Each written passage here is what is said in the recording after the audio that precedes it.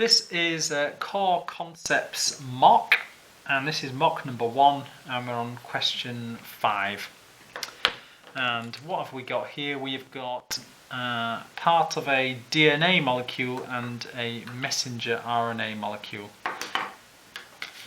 So down here we've got double-stranded DNA, and we've got a separation of the two strands, and so this is still DNA, so that's the single strand of DNA, and here we've also got the other single strand of DNA there, and this bit Y there, that's our messenger RNA.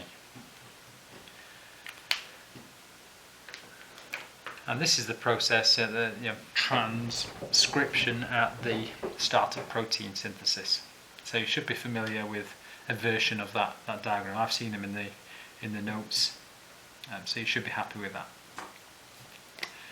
And here's a key for the table. So deoxyribose, that's the sugar, and we can see the deoxyribose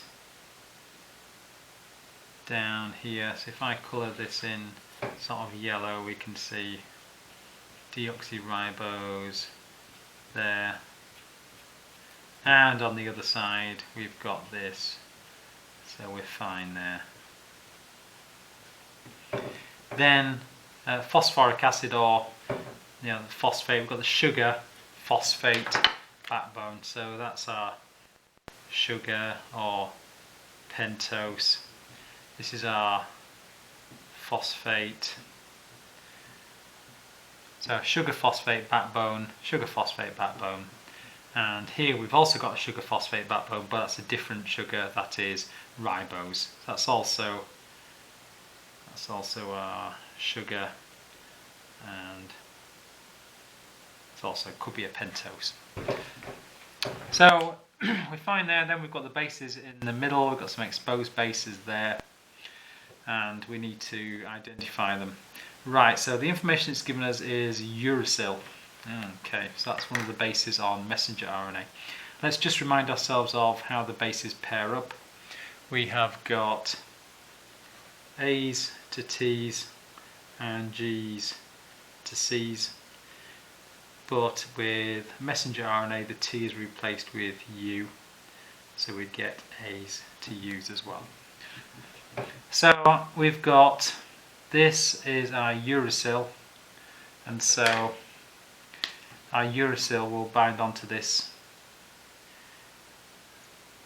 indented on there. So we need to look at where can we find this shape that uracil binds to, and the one down there is that sort of shape there, so that's pointy rather than curled, so that must be A, adenine.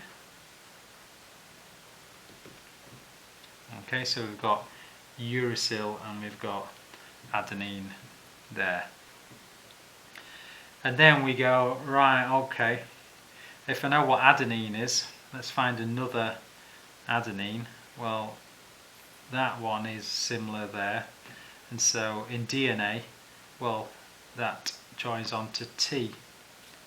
So this little pointy one there must be thymine.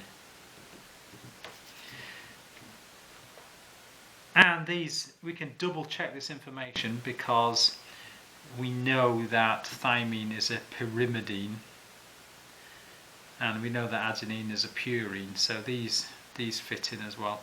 And handy for us, certainly in this question, the way I remember these pyrimidines is they've got a Y in them.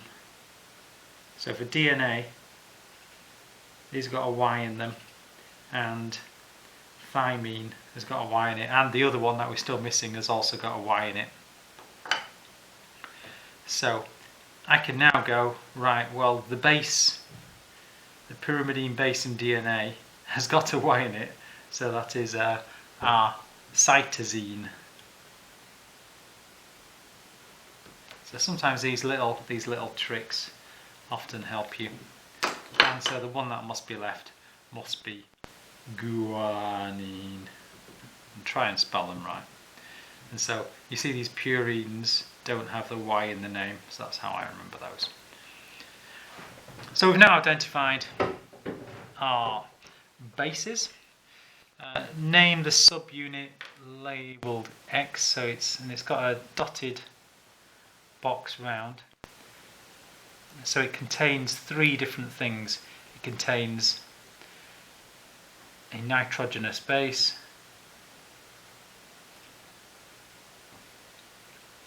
and then we've got our sugar phosphate backbones. That's our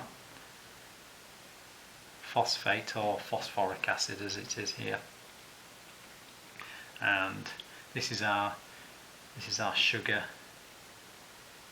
which is a pentose sugar, and as it's in DNA it's going to be deoxyribose. So deoxyribose.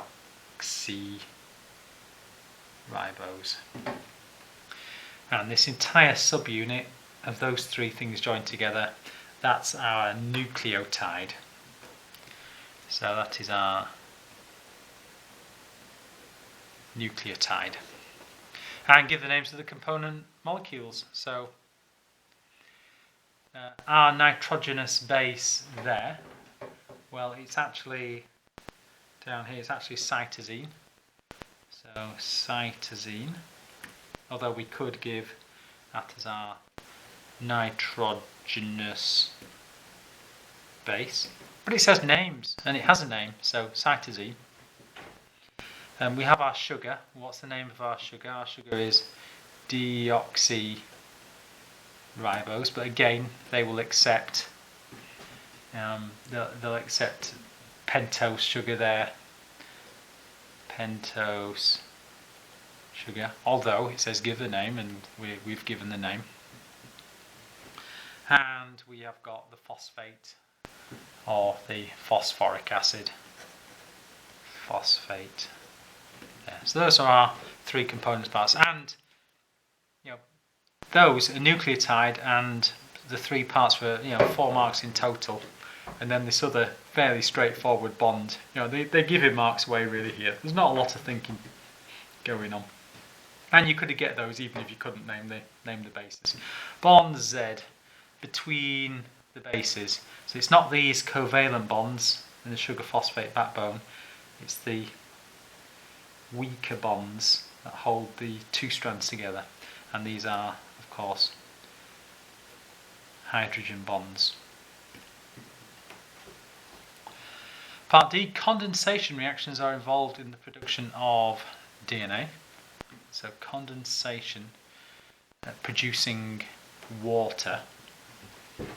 Give the name of one pair of molecules which are linked in such a way. Ideally, I think we'd give the reactions that occur with the example that we've got. So, for example, a deoxyribose and a phosphoric acid, and these will give a condensation reaction. So that's our deoxyribose and phosphate. They'd also be between the base as well. That would also work here, so between the base. But let's just give the example that we've given. So, for example, deoxyribose and phosphate. That would give a phosphodiester bond, similar in construction, with the same sort of reaction as some of the other bonds that you know about. I'm not going to mention them it'll just confuse it. But other things you could possibly mention are other things that for example, two monosaccharides coming together in a condensation reaction. So you could give some other examples there. And a common mistake here is just to give one answer when it says a pair of molecules. Well, that must mean two molecules. And lastly, two pieces of evidence from the diagram which indicate that molecule Y is RNA and not half a strand of DNA. So, how do you know this is RNA? Well, the first thing to suggest is uracil. We know uracil is only an RNA, and there it is, uracil, uracil. So uracil is present. So that's only in RNA. And also we've got this sugar. So this sugar ribose is only in RNA. That's the R in RNA. So ribose there, not the deoxyribose. So ribose is present. There are some other things you could possibly say, but that's evidence from the diagram. So we can actually see both those things in the diagram. Some of the other answers on the mark scheme are not very evident from the diagram. And so quite a few of you got 12 marks on that, which was absolutely brilliant.